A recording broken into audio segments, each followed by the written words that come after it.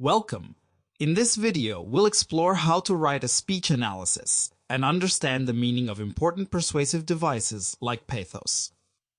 We'll use Martin Luther King Jr.'s "I Have a Dream" speech as our example.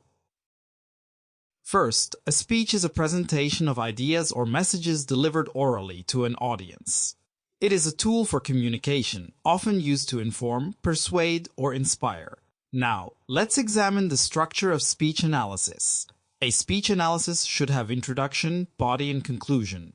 First, the introduction consists of three main parts: hook, background information, and thesis statement.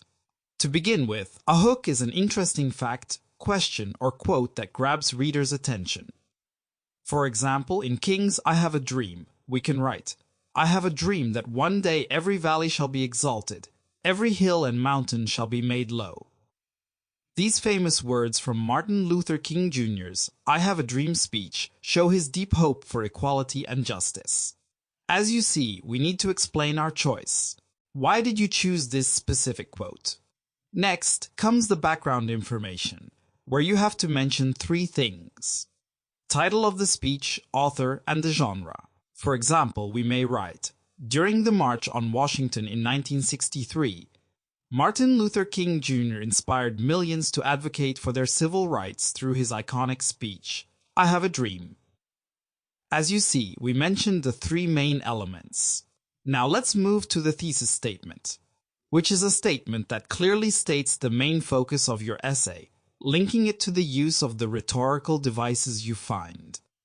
For example, we shall write, "King used pathos, anaphora, and inclusive language to connect with his audience and paint a clear vision of a better future." So, our introduction consists of three parts: hook, background information, and thesis. Now, let's move to the body. The body starts with a topic sentence, evidence, then analysis to the evidence. The topic sentence is a point from our opinion in the thesis. It could be, "King's speech is filled with pathos to make his audience feel the pain of injustice and the hope of change. His dream of racial equality is evoked through his powerful emotional impact." The evidence is a quote we take from the speech to prove our point. For instance, when King states, "I have a dream that my 4 little children will one day live in a nation where they will not be judged by the color of their skin, but by the content of their character."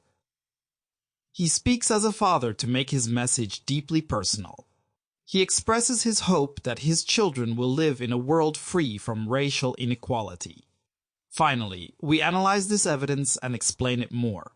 This personal touch allows the audience to relate to him, whether they are parents themselves or simply dream of fairness for the next generation.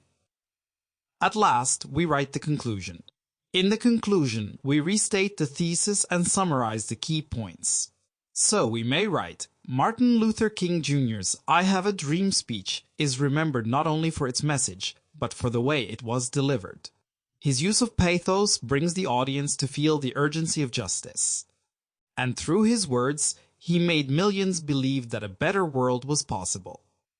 Don't forget to like, share, and subscribe for more insights.